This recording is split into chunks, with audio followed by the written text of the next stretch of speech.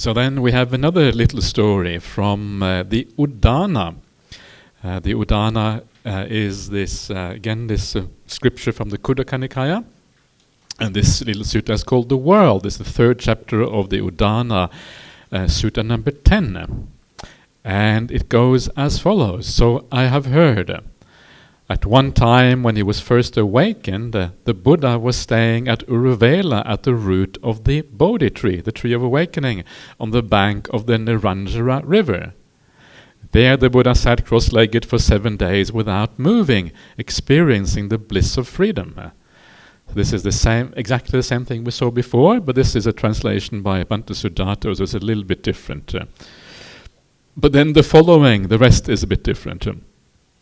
When 7 days had passed, the Buddha emerged from that state of stillness and surveyed the world with the eye of the Buddha. He saw sentient beings being tormented with many kinds of torments, burning with many fevers born of greed, hate, and delusion. So you see the world being tormented. Yeah, this is basically, he saw the dukkha in the world. That's basically what he's seeing here. And dukkha comes in a large varieties and forms, and all of these things are torments. So if you are being tormented, if you are being tortured by the world, well, you are not free. This is the opposite of freedom, being tormented. Yeah, you are kind of trapped in torment. It's like a torturer comes and beats you with the whip. That is not freedom. That is torture.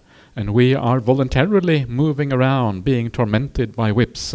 This is essentially what the Buddha is saying about us. It's very hard to know the dukkha that you are immersed in when you are in the middle of the dukkha all the time. This is kind of the hard part about it, the hard thing with this. Yeah, sometimes you get a glimpse of what dukkha means. Sometimes you understand that when you go to prison, or you go to prison, okay, now I know what it means to be in prison. And you know a little bit about what it means to be in prison, but the difference between being in prison and being just an ordinary life, that difference is actually very small. That's a tiny kind of freedom. But when you are in prison, you understand actually what that little bit of freedom means. But if you are born in prison, you have no idea what prison means, because you've always been in prison. You think that's natural, that's kind of nature. And so the way to think about this is a bit like, actually, we are in prison. But we have never been released, so we don't understand. We're like the person born in prison. We don't understand what is going on. There is a massive, enormous freedom available to us. But because we are blind, because we are veiled from these things, because we cannot see what is going on, we don't understand what is available and what potentially is there. And so this is kind of how to think about this, to kind of get an idea about there is a much larger freedom available in the world that we have no idea about at all. So we are tormented very often without really understanding what that torment means or how to get out of it. You're burning with all of these fevers, the fevers of greed, hatred, and delusion. You may have read the Aditta Pariyaya Sutta, often called the fire sermon, where the world is on fire through greed, hatred, and delusion. These are fires in us. When you get angry or upset about something, that is a fire, and your mind becomes agitated and restless, like a flame that is always moving, and you feel the heat. You can almost feel the heat of the anger. Anger is hot, and it moves. It is restless. It cannot be still anymore when you get angry and upset about things. It is a kind of torment. We think we feel powerful when we get angry. There's some kind of happiness goes with it, but actually, in the end, it's just tormenting you when you are angry in this way. The same thing with desire and greed. Desire and greed also doesn't give you any peace. It doesn't give you any rest. The desire and greed says, move on, do something in the world. Get the results of this greed. There's a flame that is kind of flickering and moving and agitating you and making you restless. The slave of craving we are, being whipped by craving. Craving says go, and we happily go where craving whips us in that direction. Yes, sir, we say to craving, and we follow along, led by the nose, to whatever things that we want to achieve in the world. Yeah, we are the slave of it. These are fevers because they are feverish in the sense of moving and making us hot and not really cool within. And the most powerful kind of burning is the burning of delusion, the delusion where we just don't understand. We are blind, we are blindfolded, deluded, not really understanding that we are deluded even. And this is the problem here. So this is what the Buddha sees. He surveys the world in this way. And then he says, understanding this matter, on that occasion the Buddha expressed this heartfelt sentiment. This world born in torment, overcome by contact, speaks of disease as the self. For whatever it thinks it is, it turns out to be something else. The world is attached to continued existence, overcome by continued existence, taking pleasure only in continued existence, yet it becomes something else. What it enjoys, that is the fear. What it fears, that is the suffering. But this spiritual life is led in order to give up continued existence. So what does all of this mean? The world is born in torment. There's many ways this could be translated. Born by torment, or through torment, or from torment, or born to torment. All of these things are possible translations because this is a compound. It's not very clear what it means. But it's all about torment, one way or another. Either we are coming from torment or moving towards torment, or the torment is actually what drives us on. The torment is here the dukkha. Santapa is the Pali word, but it basically is just another word for dukkha. Dukkha is what drives us. Dukkha is the result. Dukkha is the process. Dukkha is everything. Everything is engulfed in this dukkha all the way through. The world is born in torment. Overcome by contact. Contact, the passa in the world. The passa is what kind of we are always contacting things, and the contact itself is a kind of torment. Overcome by contact. Contact runs us. Desire is kind of the thing which again engulfs us, so to speak. We are limited by that, and then overcome by these things. And it speaks of disease as the self. It speaks of what is actually a disease. Roga is the Pali word. It speaks of what is actually roga, and it called that thing which is roga, it calls that a self. It calls that which is dukkha a self. The Buddha, when he talks about the 5 khandhas, the pancha khandha, the 5 aspects of existence, you probably, most of you heard about the 5 khandhas, the rupa, vedana, sanya, sankhara, and vijnana, form, feelings, perception, will and consciousness.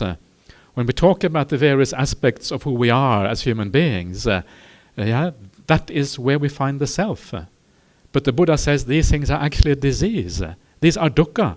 So those things that we cling on to as a self, the Buddha says those things are actually a disease. So we speak of things that are a disease. We speak of those things as a self, getting things completely the wrong way around. What's the point of taking something which is a disease as yourself? It's madness. That's basically what we do, says the Buddha. Please, may myself be dukkha.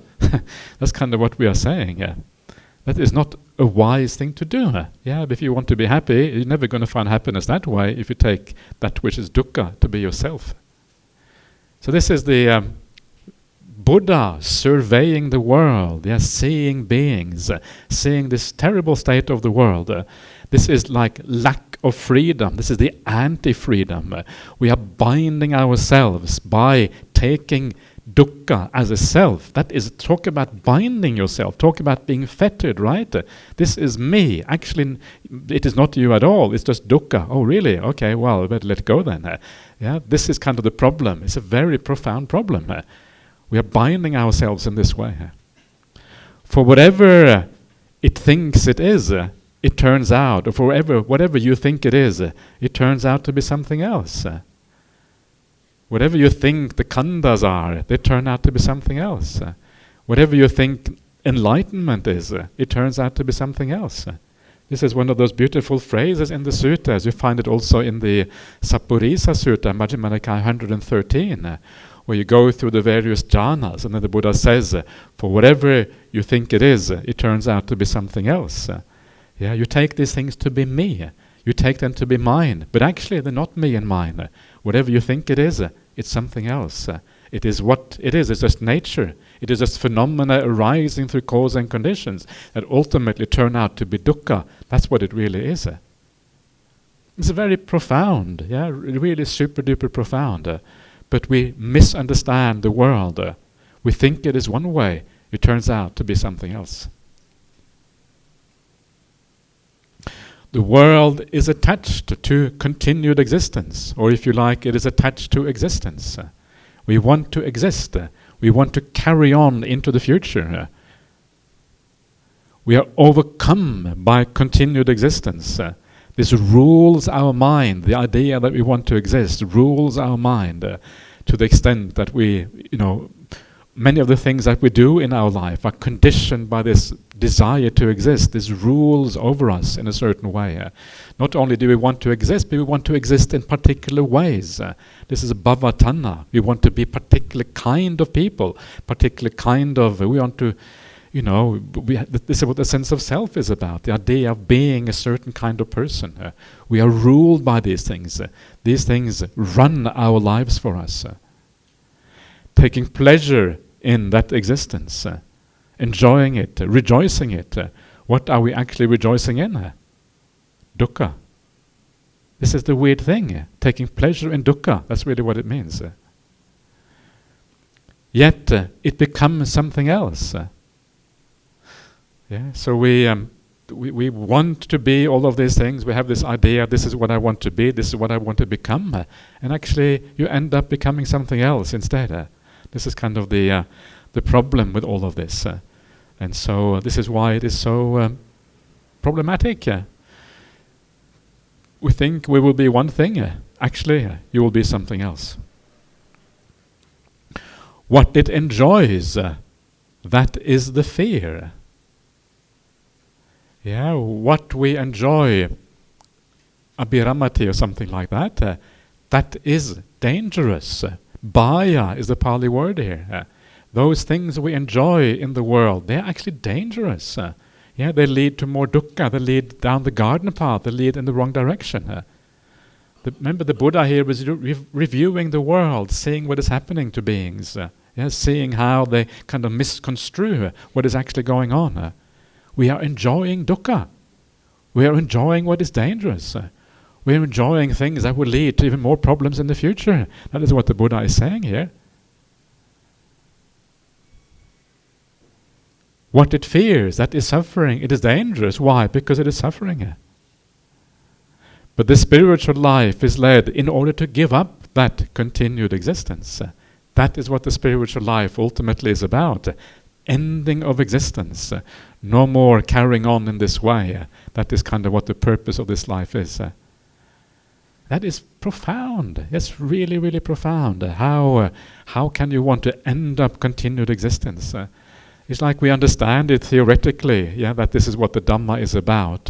No more rebirth. But actually really understanding what this means, understanding that existence itself is fundamentally flawed.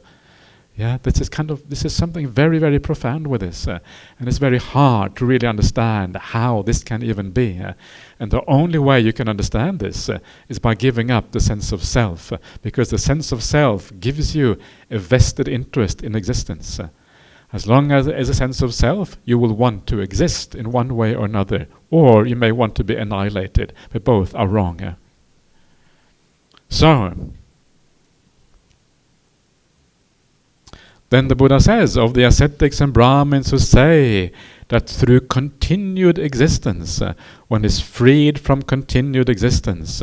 None are themselves freed from continued existence.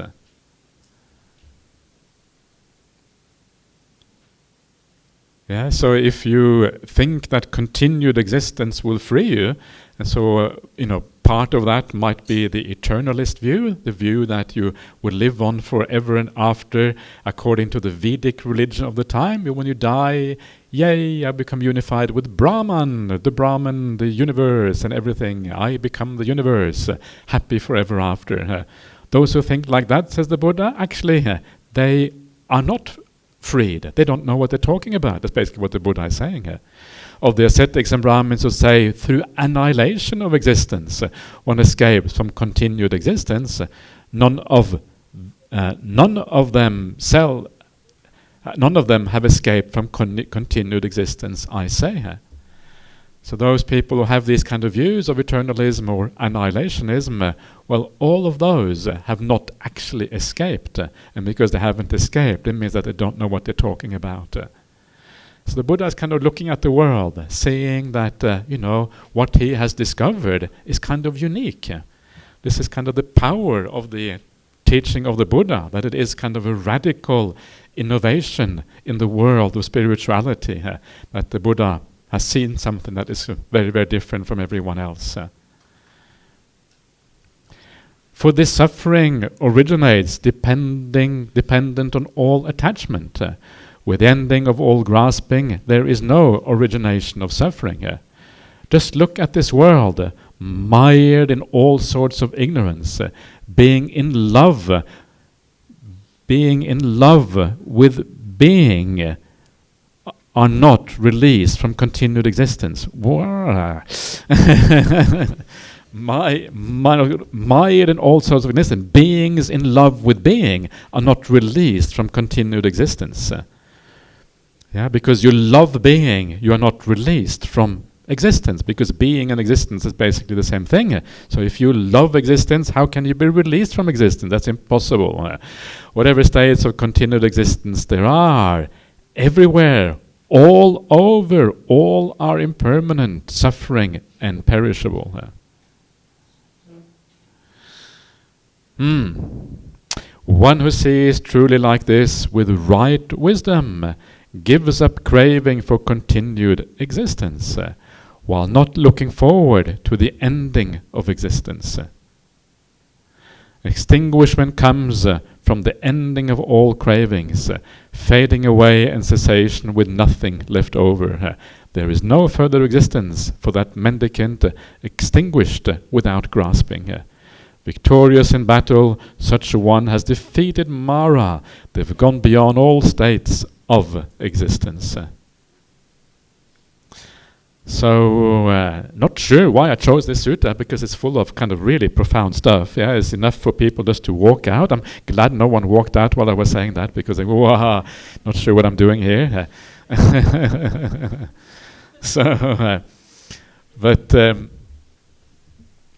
So basically what the Buddha is saying, that if you understand the world in this way, then all craving for continued existence is given up. You could even say craving for existence as such is given up. You don't really crave for existence anymore of any kind. But also you're not looking forward to the ending of existence. And what that means is that you don't want to commit suicide. That's not the solution either. So neither do you want to kind of hasten your demise or your death, nor do you crave for more existence in the future. You're just waiting your time, abiding your time with an arahant, and then when death comes, okay, then death comes, and then you're happy with that. But you don't actually hasten the thing. It's kind of one of those slightly paradoxical things. If you don't want to exist, then maybe you should just end it all. But no, that is not what the arahant does. They just wait till the time comes. Extinguishment comes from the endings of all craving, fading away and cessation with nothing left over. The fading away and cessation of all cravings. That's the second noble truth for you right there. There is no further existence for the mendicant, extinguished without grasping, victorious in battle. Such a one has defeated Mara. They've gone beyond all states of existence. So this is the highest freedom again, the freedom from all states of existence, the freedom from rebirth, the freedom from bad rebirth, the freedom from intermediate rebirth, the freedom from high rebirths, and then that is where this path is leading. The Buddha says this is the highest happiness, and so. This is very profound, And this is one of the reasons we focus too much on these kind of teachings, why people are not inspired by Buddhism, because they don't really understand, what has this got to do with my life? Yeah, I can't even understand anything about this. So the idea here is that what we have to do is, okay, so the Buddha said these kind of things, but the Buddha also said, and this is kind of where we can relate to his teaching much better, he said that there are so many happinesses to be had on this path of practice. And we need to focus on those in the meantime to give us a kind of a source of hope, a source of happiness, a source of something that is truly meaningful, a source of something that we can relate to. So the Buddha talks about the various kind of happinesses that come from living well, from being generous, from meditation practice, from all of these things. And those are the sources that we should kind of enjoy in the meantime, and then take these kind of teachings as kind of there in the background. This is the higher kind of liberation, the ultimate kind of freedom in a sense. In the meantime, we will enjoy the small freedoms that come from the ordinary practices that we actually can relate to.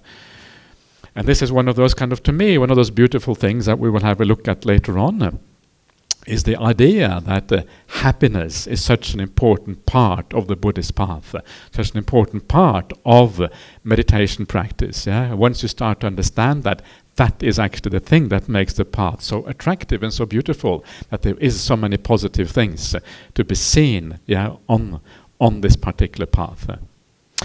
Anyway, so so this is kind of a bad combination. You have a big meal and then kind of really heavy meal and really heavy Dhamma afterwards, double heavy. Kind of. So let's take a 5-minute break and then we can have some more discussion.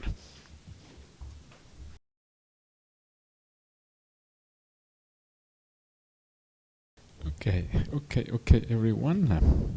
So now, do you have any further questions or comments, please? This is your chance to carry on the discussion, so see what happens. Yes, please. John, going back to your earlier explanation about the stream enterer, just reading about Yasa and the father, they didn't seem like they were in jhana when they became stream enterers, right? I mean, actually, that's why it's confusing. I think people will say that, based on some such suttas, you don't need jhana to be stream enterers.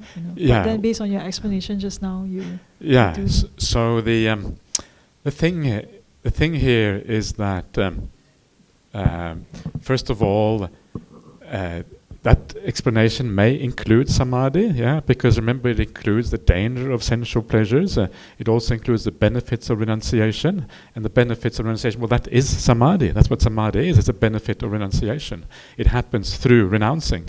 Vivicheva kamehi. So this is the first thing. So that the fact that samadhi is a kind of implied in that formula, if you like. The second thing is, this was the point I was making, is that this is a narrative. It is a story that is contracted. It is not really, because it is again and again exactly the same thing in the suttas all over the place. It sounds like everyone is getting stream entry straight away. But it shouldn't be understood like that. The first time you meet the Buddha, people don't become stream enters straight away. People like some of the greatest arahants of the time, like Venerable Anuruddha, is sort of taken, 20 or 30 years to become an arahant. And then this ordinary Joe, I shouldn't say Joe, the ordinary Joe becomes stream entry straight away.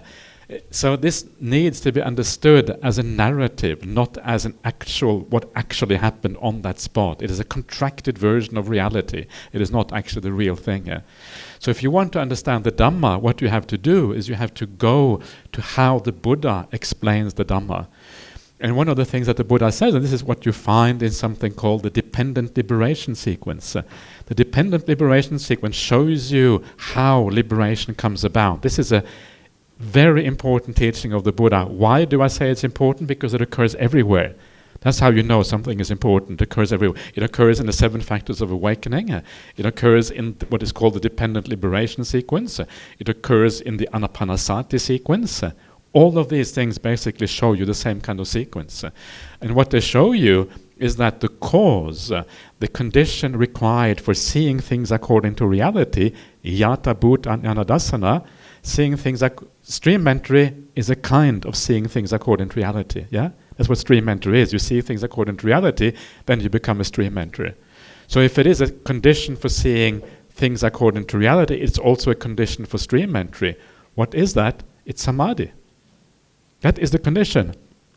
It's everywhere in the suttas. It's and this is instead of being a narrative, this is a real teaching this is a proper teaching of the Buddha, where the Buddha lays down how the mind actually works. What is the condition or cause for samadhi? It's sukha, happiness. Happiness is incredibly important on the Buddhist path. Without that happiness, samadhi doesn't happen. What is the cause for happiness? Passaddhi, tranquility. Calm and happiness always coming together in this way. What is the cause of the calm? It's piti, the rapture. The cause of the piti is pamudja, the gladness. What is the cause of gladness? Is non-regret. What is the cause of non-regret? It is sila. It is all rooted in sila. All samadhi ultimately is rooted in sila, in your conduct, and in what kind of person you are. These are the teachings we need to look to understand the sequence of how things arise. You need to go to see how did the Buddha explain these things. What you're seeing here is not an explanation from the Buddha. What you're seeing here is a narrative. This narrative is created by someone at some point, usually a long time after the Buddha passed away. Yeah, this is a story. This is not really a sutta of the Buddha, and it's very important to make that distinction between the stories and the sutta of the Buddha. Sutta of the Buddha is, on one occasion, the Buddha was in Savatthi. He addressed the monks. The monks said, "Yes, sir," and the Buddha said this. Then comes the sutta. Here it just says at one time the Buddha was staying there, and then this happened and that happened, and Yasa became an arahant. And so, who is saying this? Well, it's a story. So this is the difference. Does it make even a little bit of sense to you, or not so much? Yes, I mean, when I hear you, you make a lot of sense to me. But it's just that, that's why when you hear from different people, or if you try to read it yourself without this kind of context, maybe that's why, it doesn't jump out, because the context is not there as you would give. So I guess we would recommend that we should listen to your kind listen of to me, sutta. absolutely recommend that. Instead of trying to listen, because I think it has an effect. Even if we, like someone else said, when we are having discussion ourselves, if we are having the wrong understanding, we might not pick out certain things, or we might be, and then it will affect our practice, because I am trying to listen to you and reflect on my practice at the same time. Good. So that makes me question, I really want to clarify, because sometimes people will say, oh, you don't need stream, you don't need jhana. Sometimes people will say you need jhana. So what are you doing? What should you focus your time on and your practice on? So in the end, some people say A, some people say the opposite. In the end, the main part of the practice is the same thing anyway. The main part of the practice is to focus on sila a lot, and especially your mental sila. Basically to be kind, to be compassionate, to be a caring human being. That is the main thing. And then the samadhi happens as a consequence of that. And then the insight also happens as a consequence of that. So you don't really need to kind of be 100% sure about these things. But, as often you can make up your mind. You can just listen to what people say, and often you can know roughly who is right simply by reading a bit yourself and listening and see what makes sense from what is going on. It is not. I don't think it's that hard to figure out what makes the best sense, to be honest. But anyway, I will leave that to you to decide. All right.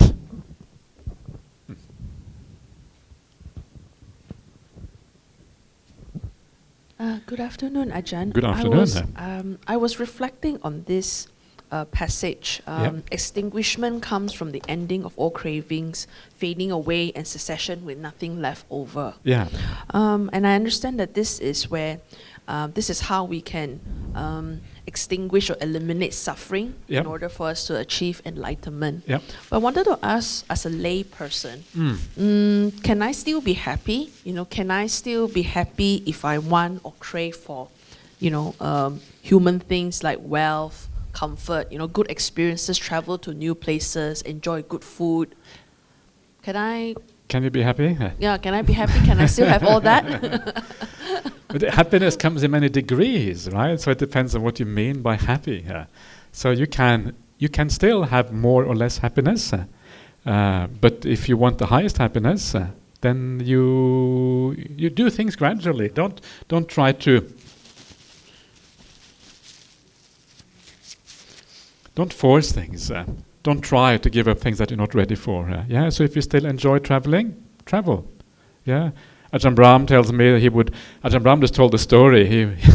He recently came back from Vietnam. He was in Vietnam teaching a retreat. He was teaching for the Buddhist Fellowship in Singapore. And so they had this whole hotel, 200 people on the Ajahn Brahm retreat. Everyone was there. And then they had this hotel, and then Ajahn Brahm got this little villa, this little kind of house for his own.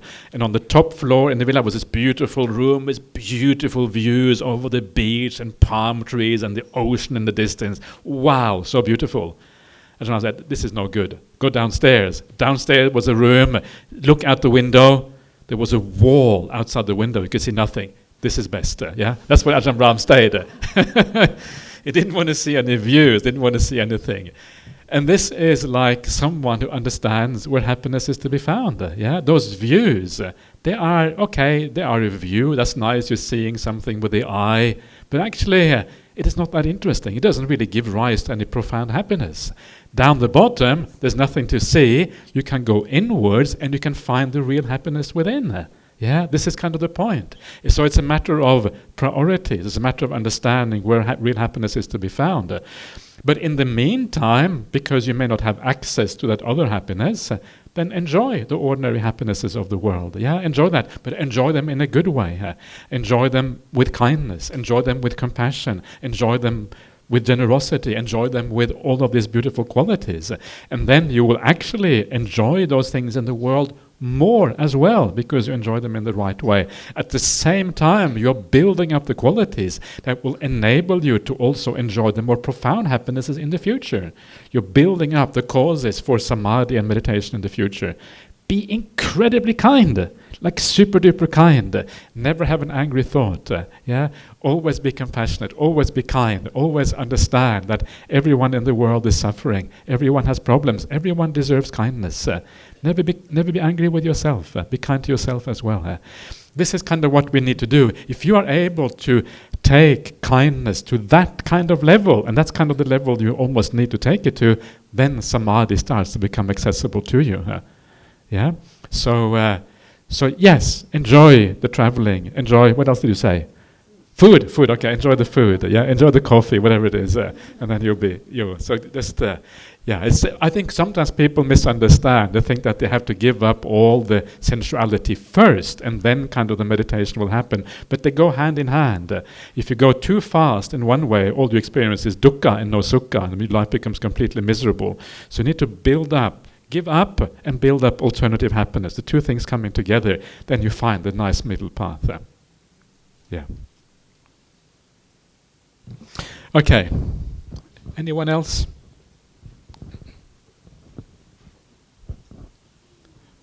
Ajahn. Please. Okay, I have this question about sense of self. Sense of self, okay. Yeah. Just now, Ajahn mentioned that sense of self actually is very dangerous to us because it actually brings us suffering, dukkha, right? I would like to know how can we actually eliminate the sense of self in us. We understand that just now you mentioned that we have to we should practice the Eightfold Path. Yeah. I think most of us know about the Eightfold Path. Okay, right views, right thoughts, all these things. But why we are still having this sense of self in us and we can't eliminate it? Yeah. Because it is very deep, very profound. That's why. It is to be able to eliminate the sense of self. Basically, you have to be arahant. Are you arahant? No, maybe no. not. Yeah, not yet. Yeah. That's fine. So, if that's the case, right, to move towards that. So, is there anything that we could actually practice and move towards that direction? Yeah. The Noble Eightfold Path. Yeah. So, I mean, there's more things you can do than that. But basically, the Noble Eightfold Path, you start to eliminate the sense of self when you do that. Because remember, the way that the self expresses itself, it expresses itself sometimes by doing stupid things. Yeah, when you get angry, what is it that get angry? Well, it's really the sense of self expressing itself. Yeah, someone slights you or they say something bad to you, you may get upset. It's a sense of self that gets upset. If you didn't have a sense of self, you wouldn't care if people say bad things to you because it's got nothing to do with you anyway. Who cares? So by not buying into that, by not getting angry at that point, you are in a sense trying and doing what you need to overcome the sense of self. So by practicing the Noble Eightfold Path, by being kind, you are eliminating, undermining the sense of self just by doing that. Yeah, this is kind of what you're doing. And also by not just by practicing the Noble Eightfold Path, but also by contemplating the Loka Dhamma, the worldly Dhammas that we talked about before. Yeah, praise and blame and fame and disgrace and these kind of things. Yeah, not taking these so important anymore. Not really caring whether you are praised. Yeah, who cares about praise anyway? Most people who praise you, do they know what's worthy of praise? No. You get praised and they manipulate you through praise. Yeah, you go to work and say, oh yeah, well done, and then you have to work even harder because you get praised. I mean, this is kind of how it works, right? And so, but no, does anyone ever praise you for being kind? No. They praise you for superficial things. They praise you for stupid things in the world. Their praise is worth nothing anyway. So who cares? And the same thing when they blame you for stupid things. If you do something, if you are if you lie on behalf of the company, they might praise you when actually they should blame you because you have been lying.